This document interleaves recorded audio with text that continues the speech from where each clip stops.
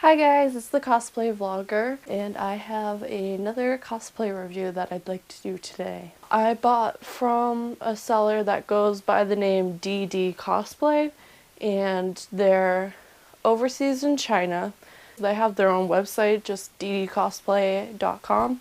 Somebody had posted that they got the Snowy Mountain Honoka from this website, and the pictures that she put up were just amazing. So I was convinced to order from these guys. So if you go to this website, it does look super sketchy. It has all the warning signs that don't order from this cosplay website sort of thing. I ordered this on February 11th, and I ordered a custom size, and they hadn't gotten back to me about my measurements and stuff for a few days, so I was getting really worried. But I contacted them through PayPal, opened a dispute, even though it was really quick of me to jump to this conclusion. And they were responding to me really quickly after that. As long as you are persistent with keeping in contact with these guys, you'll get what you ordered. I don't know if they have a special person to just speak English to us English speakers or something, but it wasn't cryptic, you're trying to decode what they're saying in English. It was pretty good, and because of the trouble, they upgraded my shipping from the standard, which I think is $25, to the express, which I believe is $35. And they say it takes about 15 days for a custom made costume, and I would say it took about that time, maybe a little bit less. And with the express shipping, it came here in less than a month from my order. It came on February 2nd, so a little bit less than a month. It was pretty much packaged like this. I noticed on the back side that the plastic bag that it was packaged in was all torn and ripped a little bit, and luckily it was put inside here, and there's a little blemish in the bag, but nothing got ruined. But let's open this now. The first thing I noticed when I opened it was this little accessory bag that they have. There were a couple of things in here that came but weren't mentioned in the description, so it was a pleasant surprise. I got these invisible straps for the dress because it's strapless, and then there's the tail for the Cutie Panther costume, and it's pretty nice. It's really soft, and the bow's really cute and well made. The only thing that I'm semi dissatisfied with is that it's only safety pinned, which is okay, but I'm learning the Cutie Panther dance and they rip off their tail at the end. So I'm gonna have to add Velcro to it myself, but the safety pin will be really good for walking around at the convention so I don't lose my tail all day. And this is Maki's headband for the Cutie Panther costume. And when you pick it up and feel how it was made, you think it's going to be something super flimsy that just comes right off. But I tested it out a little bit, and it seems to stay on pretty good. It's actually this wire material that you can re-sculpt, so I don't think it's going to break if I put it in my luggage. And I can just fix it up a little bit.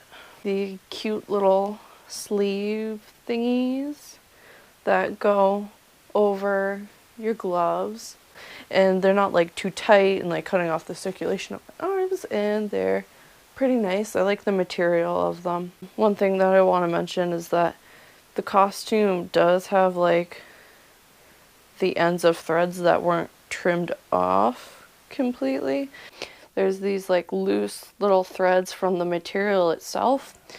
I don't think they're that bad because the material that they're working with is something that I would be having fraying all over the place. So for how little that it is, it's good. So that's a teeny tiny complaint, but it's if I had worked with this material myself and made the cosplay myself, this would be a mess and it wouldn't look this good. So I'm okay. Here are the gloves. They don't go as high as I think they do in the card, but that's fine. They're still beautiful and long in this nice, soft, stretchy lace material. And one last accessory that came in it was this necklace. It looked nice with everything, but after I tried to pull it over my head because it is stretchy, one of the jewels fell off. It's not a huge deal because all of them are just attached with a little bit of thread and knotted, and I could easily put it back on myself. Because it wasn't in the description, I had already bought myself a nice pearl necklace from a thrift shop because I really like pearls. And this is probably what I'm going to end up wearing the cosplay with, but I just wanted to mention the one that came in the costume.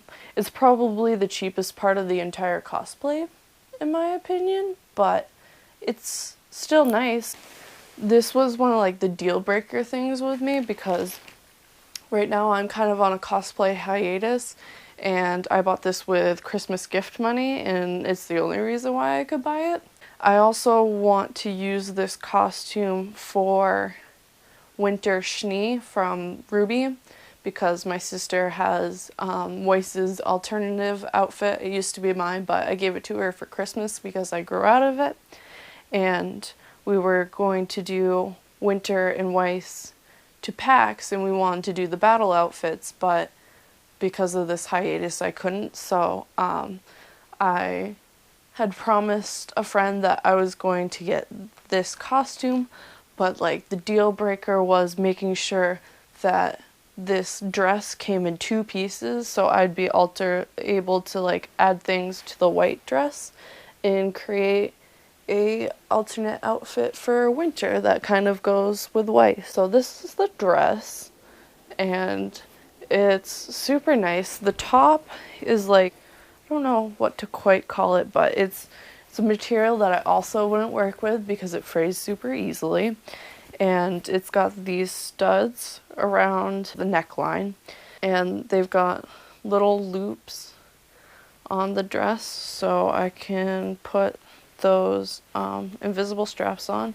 It's got a zipper down this side, and it goes down more. It goes all the way down to here, but it's a little bit of a pain if I'm not wearing it. And in the back, it's got this nice elastic stretch that I really love because the dress fits me like super snug and perfect and form fitted because of this extra in the back. And the dress is actually padded too in the front, which is super nice, so you don't have to worry about some bra troubles that happen with strapless dresses. This is like prom dress level stuff. We've got this nice top coat that gives it a cute shimmer, and this nice, like, definitely prom dress material, nice weight. And I'm actually really impressed how little it wrinkles in the mail on the way over here. But there's still some that you can see if you look closer.